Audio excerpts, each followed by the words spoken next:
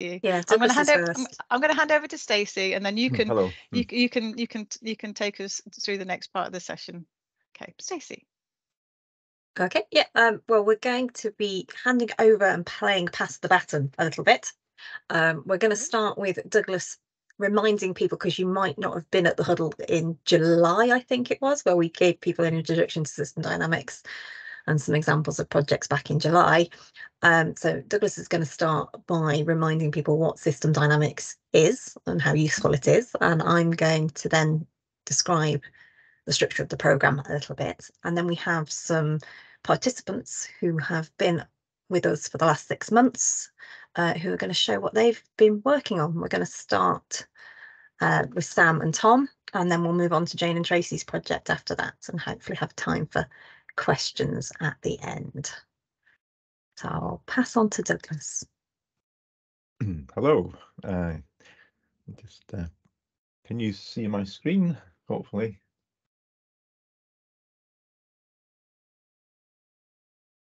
Yes, we can. You can. Great. Okay.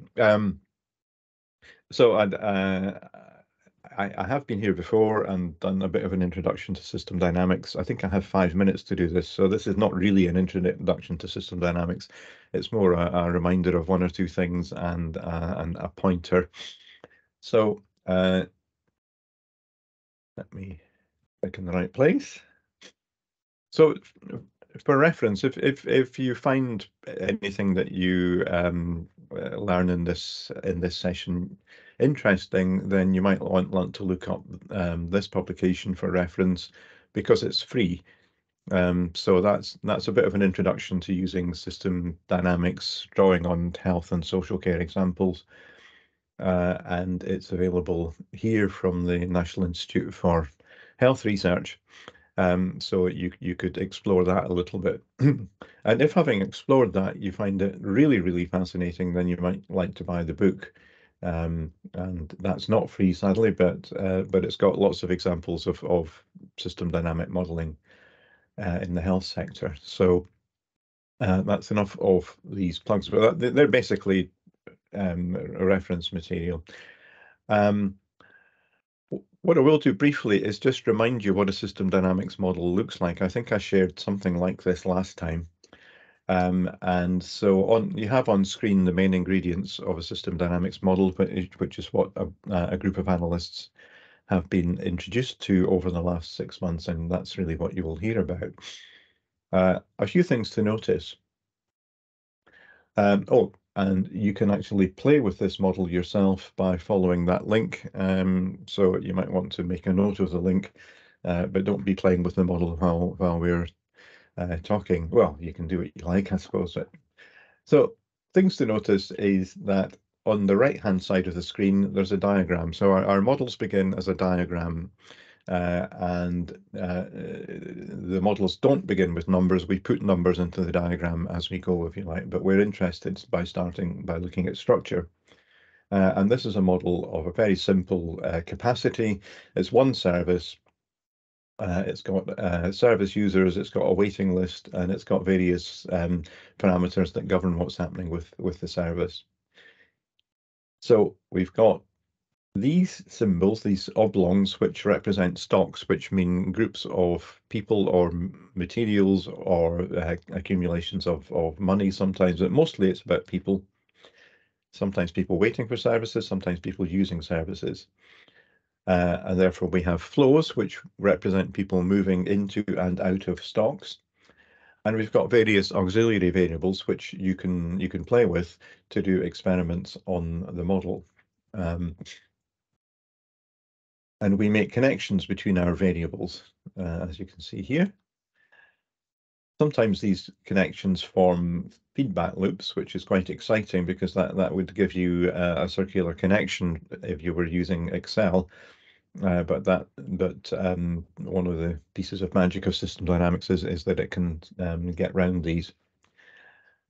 On the left-hand side of the screen, we've got a really rudimentary interface. We're always interested in behavior over time, so we always like to plot variables and how they change over time. And the interface also enables us to do experiments. If you put all of this structure together and look at the equations, then yes, it does give you lines of code. But so you may or may not be reassured by that. But we don't start by writing equations, we start by mapping the system. If I click very briefly on this link and show you one or two other things that will appear, you can see that there's an explainer here, so you can follow the description of what's going on in the model. And there's also, go back to the home screen, you can get started, go straight to the model. You can run the model by clicking on these buttons, and you can change what's happening. So here we've got a capacity, it's full, we've got a waiting list. We could recruit more staff and the waiting list comes down, the capacity goes up. Or we could change the length of stay. So the capacity stays the same, but the amount of time people spend using the service goes down, and therefore we've now got plenty spare capacity here, nobody waiting. And we can also play with the model by going forward in time in steps and then changing something and then observing the change, the impact of the change. So that's the main ingredients of a system dynamics model for you to play with. And that's all the explanation that you'll get from me. So I'll hand back to Stacey at this point.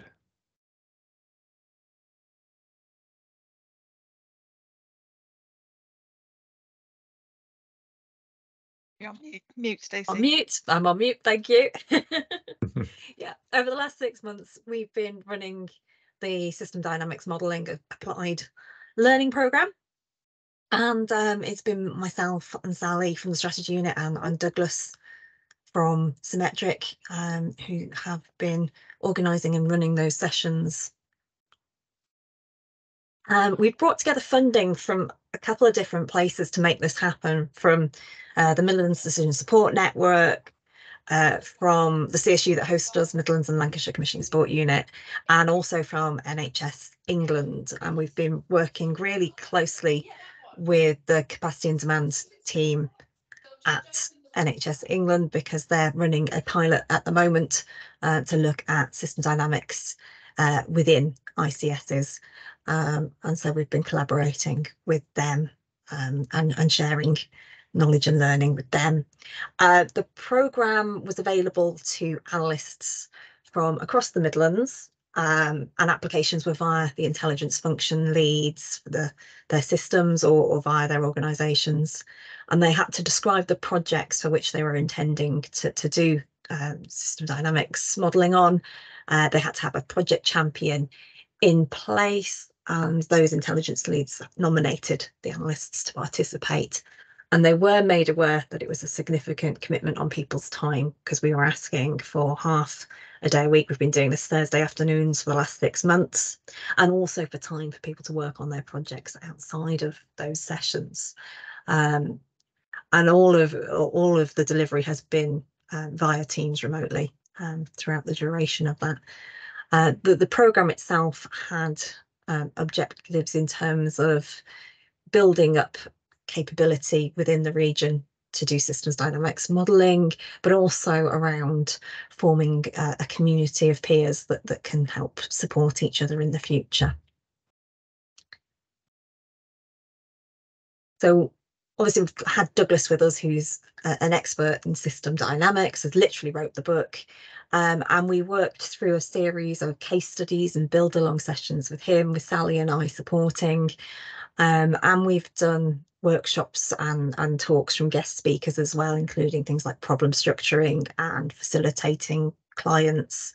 We've had Professor Wolstenholme in as well, talking about the systems dynamics methodology, and particularly talking about feedback loops and archetypes, which are certain structures that you see developing in system dynamics models that help us make sense of the systems and what's going on. And as the skills in using Stella, the software we use to do the modelling in this instance, as those skills increased, we shifted focus to spending more time supporting people doing their projects, and so they could apply the learning that they've had within those sessions to an actual project with some advice and support from ourselves and from Douglas. and from Professor Wolstenholme as well. And then we've been using as well the Future NHS Workspace to put videos up of all of the sessions, to put some case study materials and references and things like that. So that's available to the participants as well. And there's just a little GIF going on there of all the separate sessions that we've had, building up the models from their first stock right through to including things like seasonality into their models. Okay, so we had, I think we started with 14 participants. I think we finished with 12, so that wasn't so bad. And 2 of those actually were observers rather than Midlands analysts as well. So out of that, we either had them working individually or in pairs. So sometimes we had people working from an ICB with a provider who'd never worked together before. We had a variety of backgrounds. We had people who are social care analysts, we had people who are public health analysts.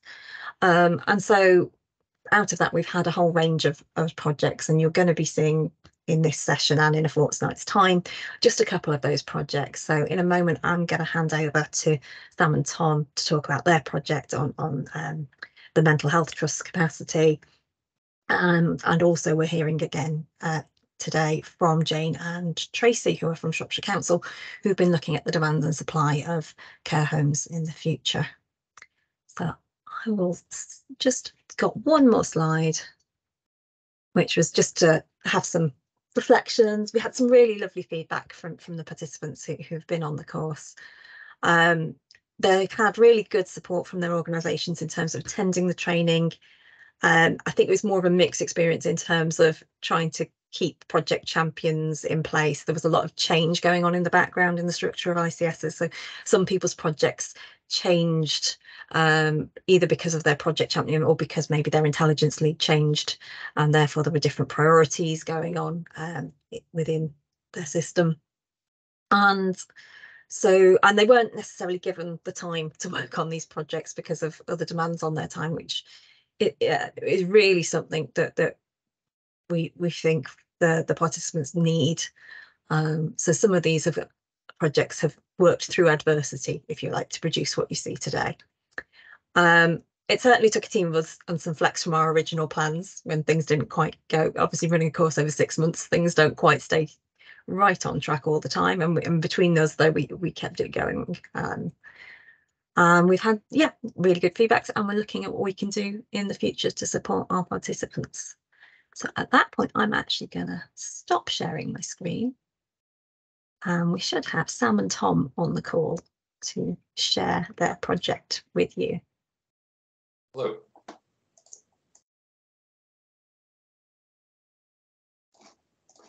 Okay.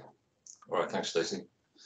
My name's Tom. I'm head of business intelligence at North. First off, can everyone hear me? Okay. Can you hear me, Stacey? Yeah. We can hear you. Yeah.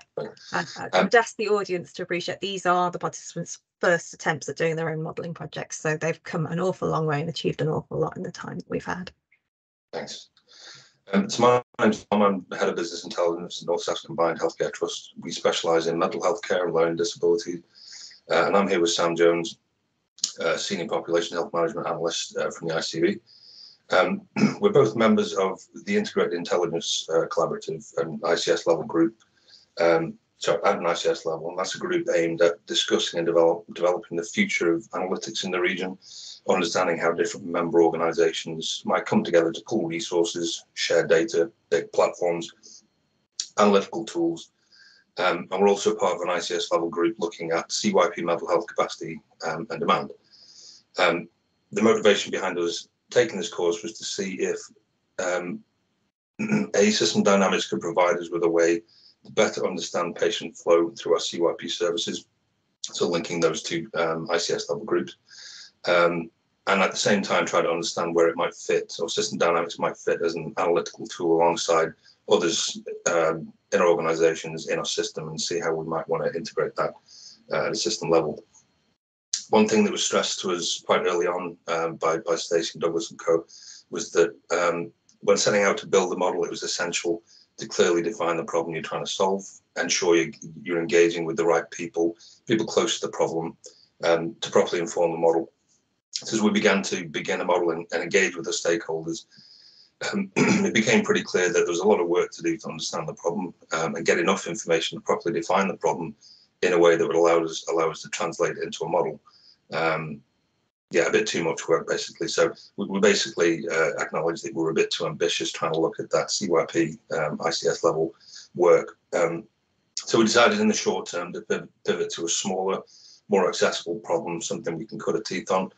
And that ended up being capacity and demand in acute adult mental health inpatient wards in North Staffordshire combined. So it just so happened partway through the course, I was asked internally what would happen if capacity was reduced, referrals increase, length of stay increased. So all increases in pressure in different forms, what would happen to the system? Would we have enough beds, etc.? And those kind of questions lend themselves nicely to system dynamics. So that's what we pivoted to. So I'll show you what we started off with. This is our simple system dynamics model to represent the single inpatient ward. And as Douglas has already mentioned, the rectangles here are our stock. So this is what we're counting at any one time. And then the arrows here are the flows in and out of these things. So this model in its entirety represents flow in and out of an inpatient mental health ward. So referrals in to what I've called here a simple access team. It's basically a request into a ward for an inpatient bed. There's a decision to admit or not at that point. So there's a clinical decision to either admit or something else, a signpost off to another service or a referral onto another internal service. This represents those people that require an admission, and at that point they're either admitted onto a ward or a referral out of area. The admitted, if they're admitted onto a ward, that's a kind of system or process decision rather than a clinical decision. That's based on the capacity that we're built in. So these elements up here are represent the capacity on the ward, and that's literally how many beds we have on the ward, and the average length of stay is how long they're staying on the ward, and that's that defines the occupancy.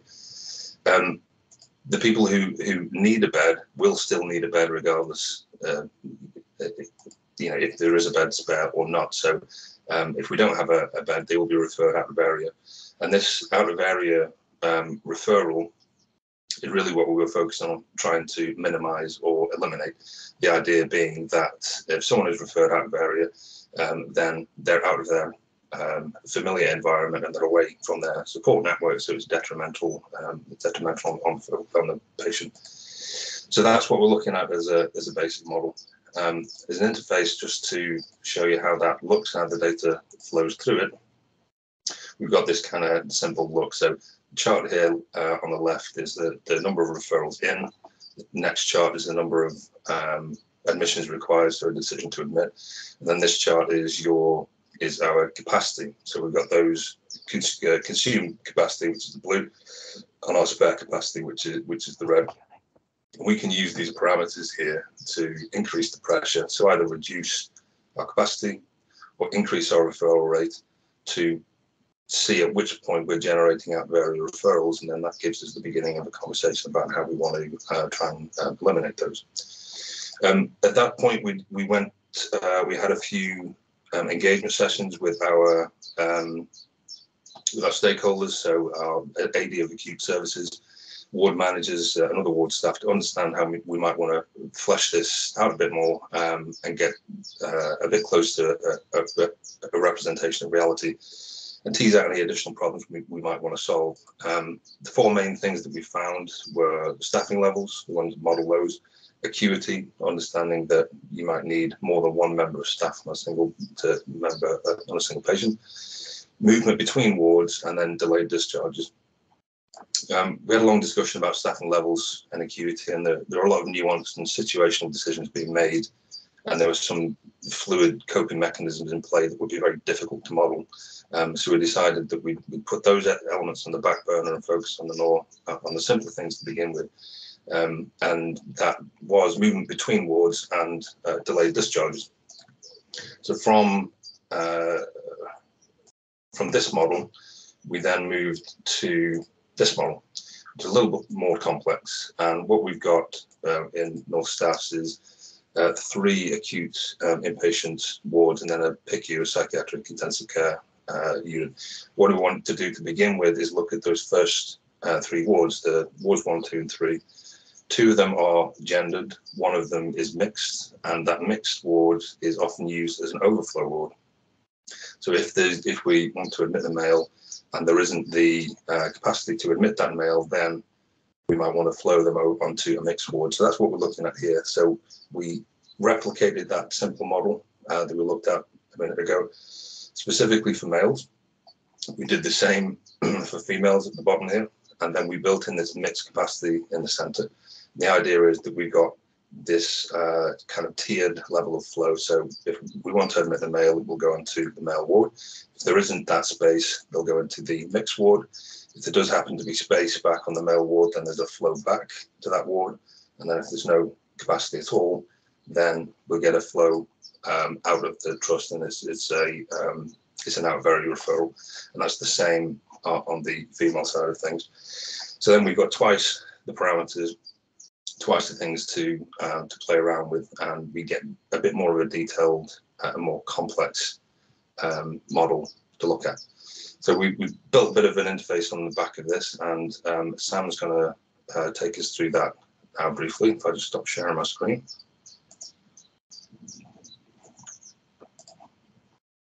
Good morning, everyone. Yeah, just to reiterate, I'm Sam Jones, population health analyst at Staffordshire Stoke-on-Trent ICB. So I've been working with Tom on this project and attending the system dynamics course for the past 6 months.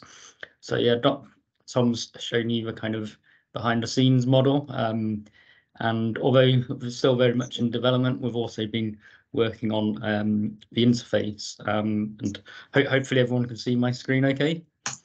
So this is essentially our kind of original interface, which we then quickly kind of polished up a little bit by having kind of NHS logos and titles and whatnot, and we kind of realized that this kind of view was like useful for us in terms of being able to QA and test the model to ensure that it's doing what we want it to do.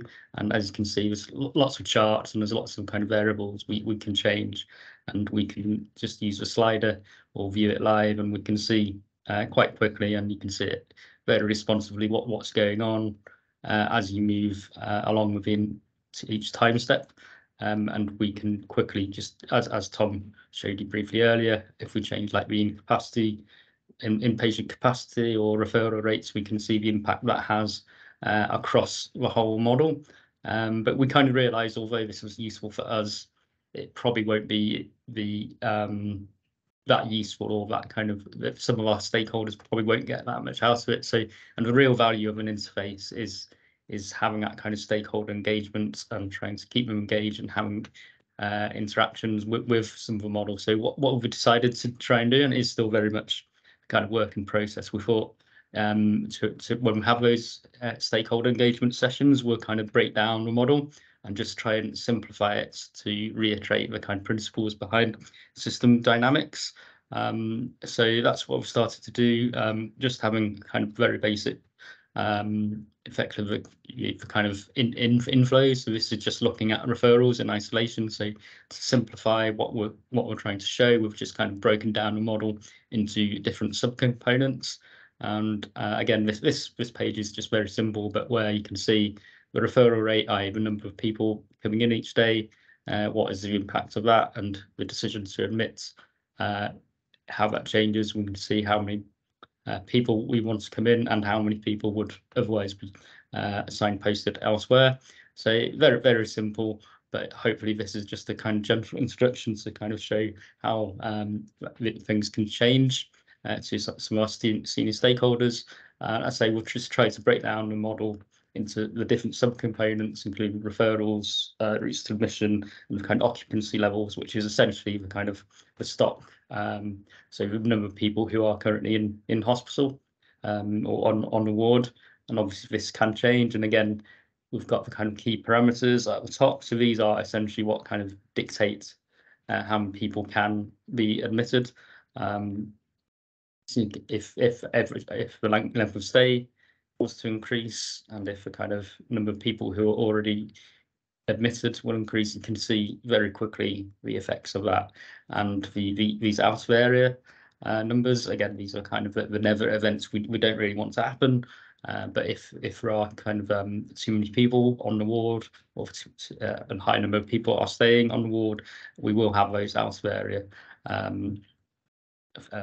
people having to go out of area, which we don't want to happen. So we're hoping this is a kind of starting point in terms of how we may want to make the model a bit more easier to understand, and so we can engage with some of our key stakeholders and just really breaking it down the different components. And we also started the kind of discharges elements where we've added the additional parameter that has been built into the model, which is the percentage of people who require the care package, so we can see the impact that will have on the discharges in terms of people being discharged with care package, but also the numbers who are kind of currently waiting for care package, which will cause those kind of blockages. And hopefully this is a kind of way forward for us to kind of bring this all together, so we can engage with those stakeholders, get them to engage with some of this.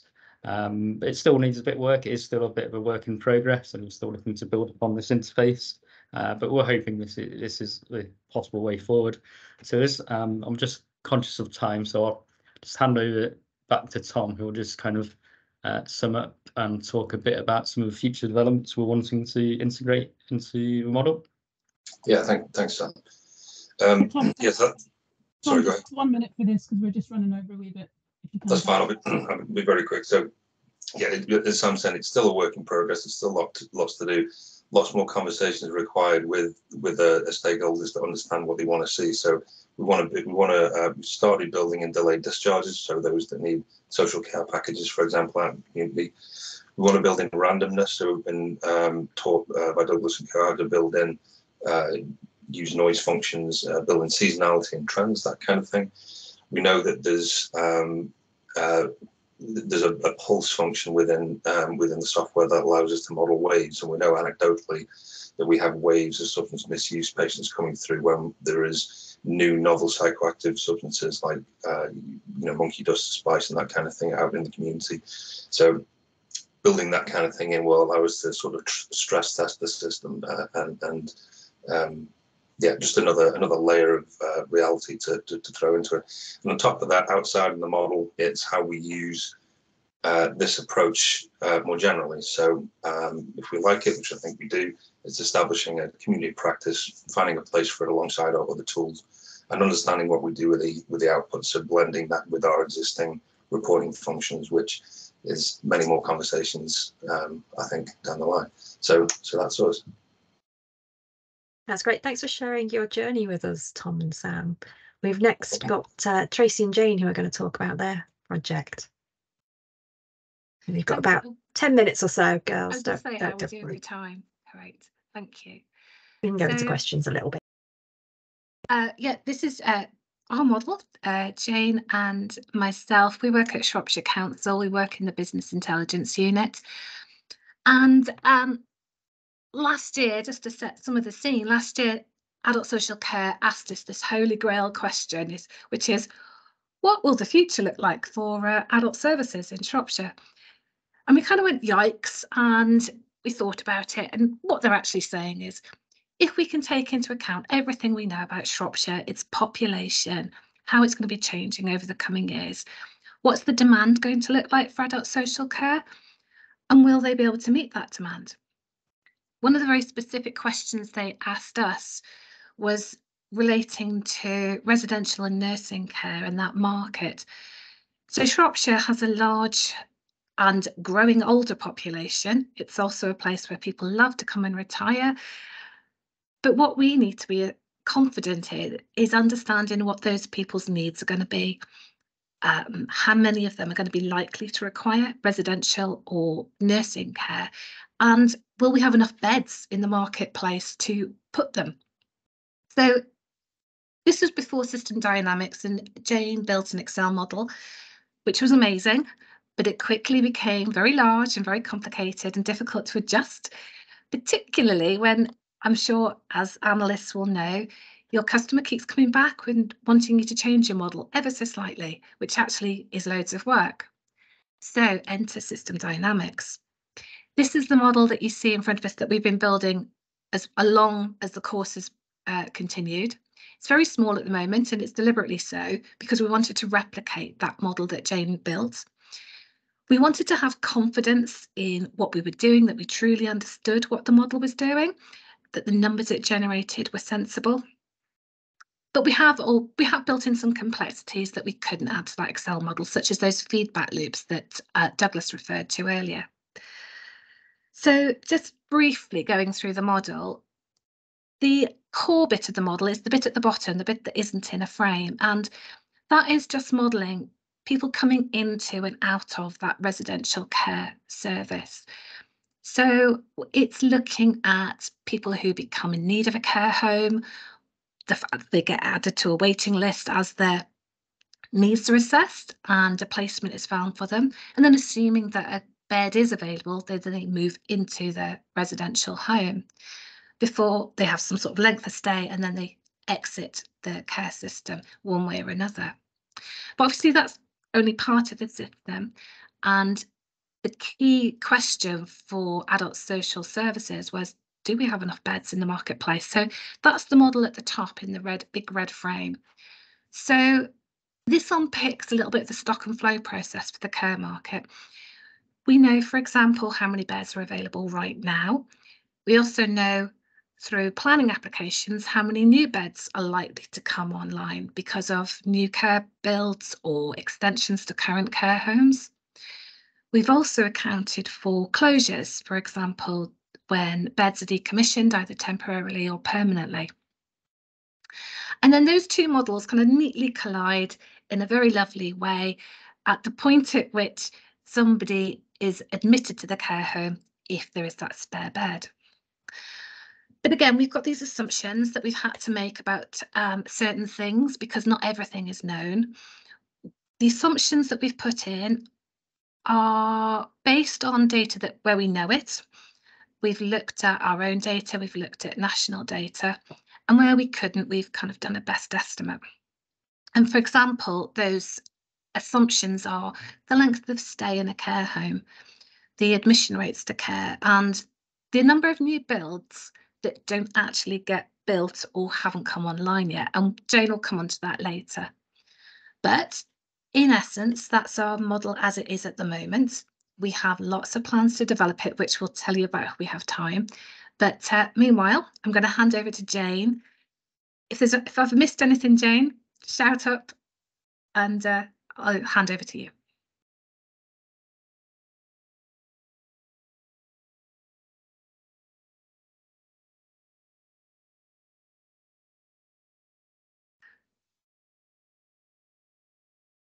Just unmute, Jane. I don't think we can hear you.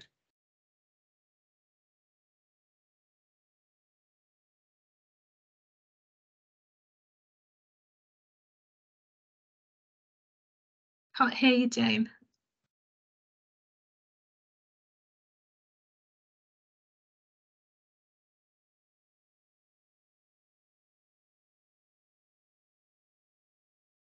Don't know why that is. It doesn't look like Is the you are headset muted. disconnected? Can you hear us?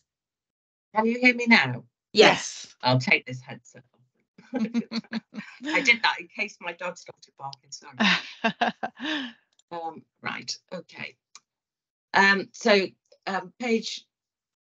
This initial page just sets the scene a little bit. So it shows our population, which, as Tracy explained, is rising, and also shows the number that we would expect to be in residential care at the end of the model run. And that's based on Census 2021 data. So as we can see, we've got an increasing older population, and the expected number of people in residential care is expected to rise as well.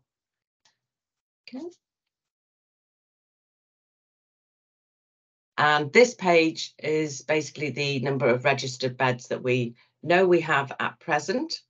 And by the end of the model, it's with the assumptions that we've made, i.e. home closures, beds temporarily decommissioned, and the beds that we know or hope will be coming online through the planning permissions that have already been granted. So that just shows where we expect to be in 2033.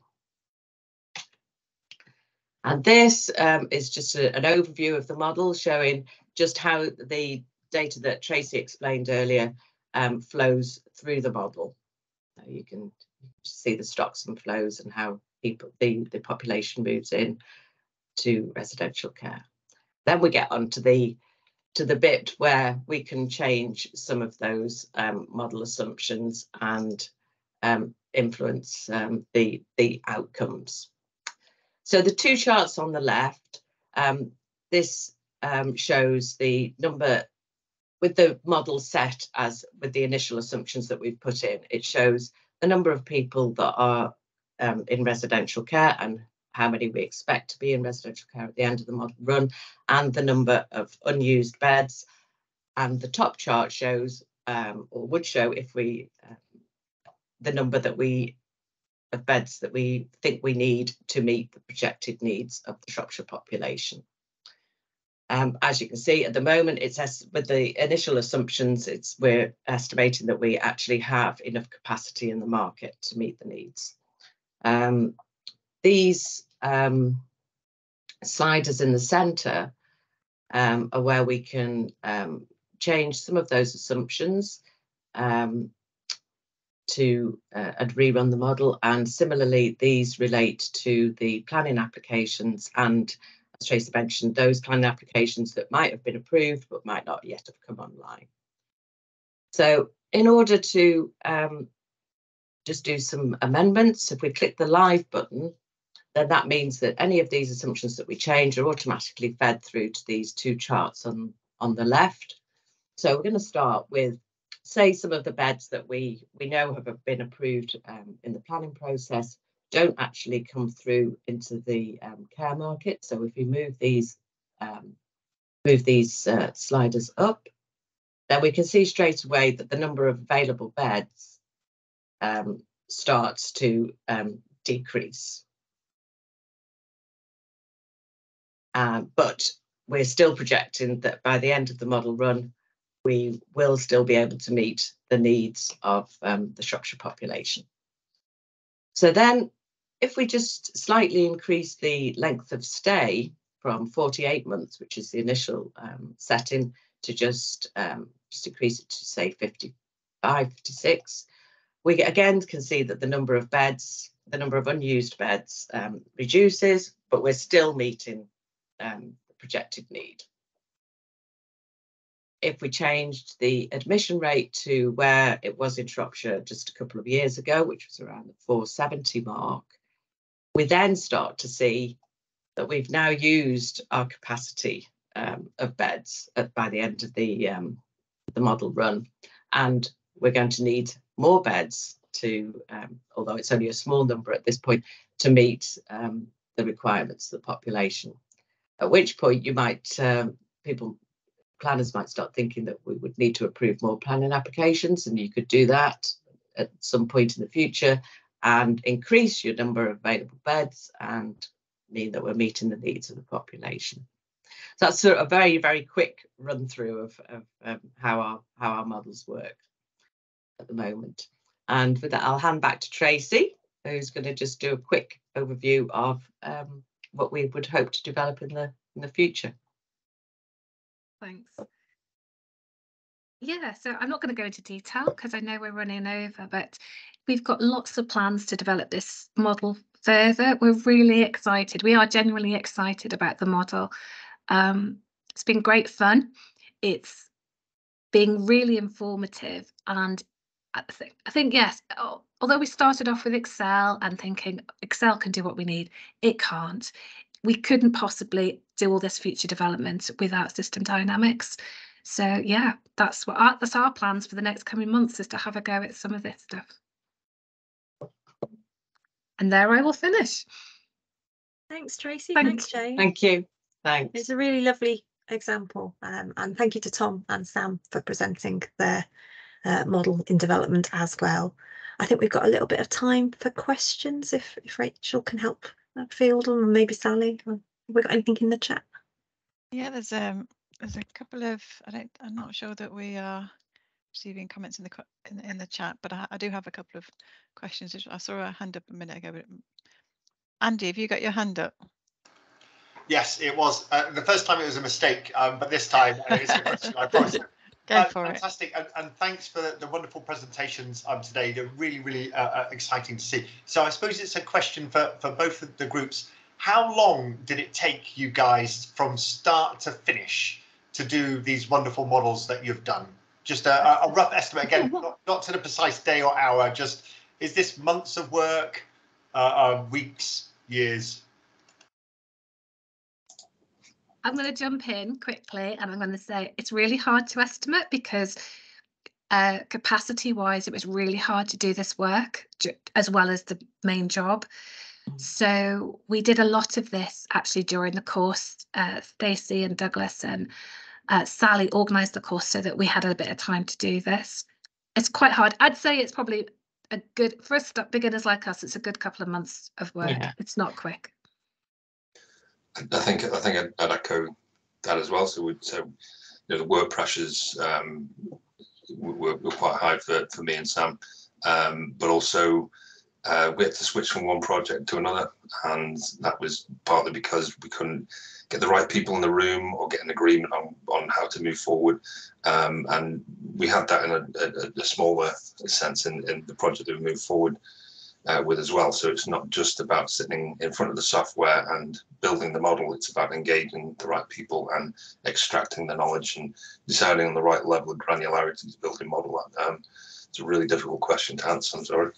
Yeah. It's also an iterative process. Sorry, Jane, go on. I was going to say, I think our learning developed, our model developed as our learning developed as well. So we've been learning over the last 6 months. So system dynamics is naturally a iterative process as you have the discussion. It's a tool for guiding a discussion with your stakeholders.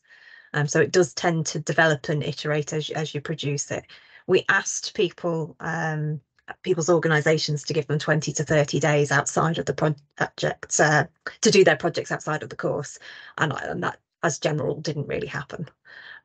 So that was one of the things we had to flex in terms of the way we delivered the course. Cool, thank you very much. Thanks. Yeah, and so a huge thank you from me, well, everyone, for coming in. I know it's not everyone's most favourite thing to do, but you've done brilliantly, and I think everybody in the audience will appreciate the fact that you're sharing your work, because people are genuinely very curious about people, especially if you've had very maybe limited so far experience of using these types of tools. People hear us talk about them and say how great they are, but to actually see you start from scratch and share the difficulties in getting started and how long things take, and you're clearly making great progress, and I know, because of your enthusiasm, what you've done so far, you're going to continue with that as well. I haven't got time to go through all of the questions, but if I just pick a couple out before I hand over to Andy, before he starts snarling at me in the wings. So I won't share my screen, I'll just pick out a couple, but if it's okay with you, I will share these points with you afterwards. So one of the points was, if you didn't have this program, how would you have tried to answer these questions? And I'm going to jump in and answer that for you. You probably use Excel or try to use Excel or something similar, and I think you sort of said that already. And this is a really important one. If we say it'll take 6 months to do something, so this is an analyst saying to somebody, what a great question, I'll give you the answer in 6 months.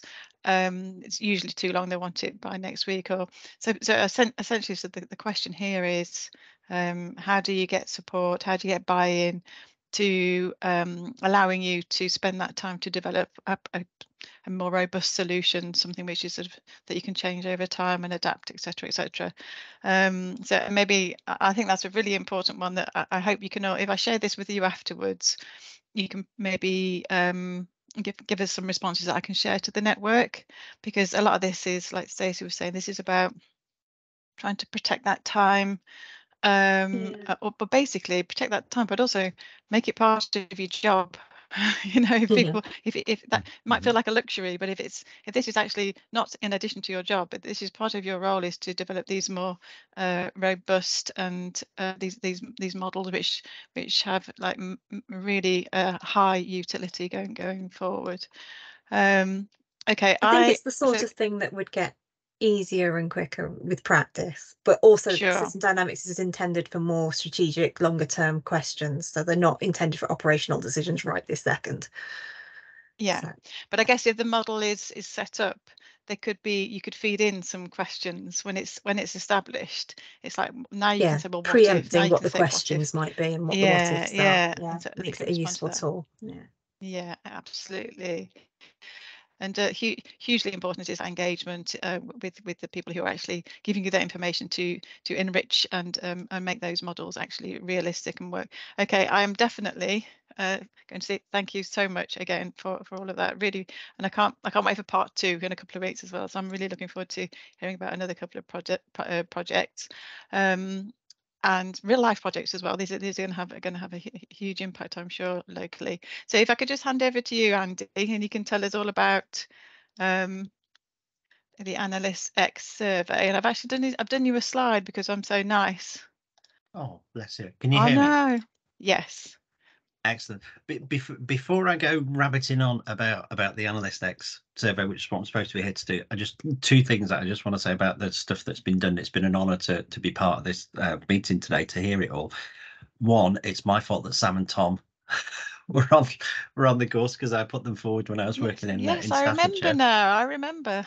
And also back in 2007, which is a very, very long time ago, at Shropshire and Staffordshire Strategic Health Authority, we tried to do system dynamic modelling with whole system partnership, and at the time it was an eye-opener for me because it's just got huge potential, and that's why I pushed to get Sam and Tom on there.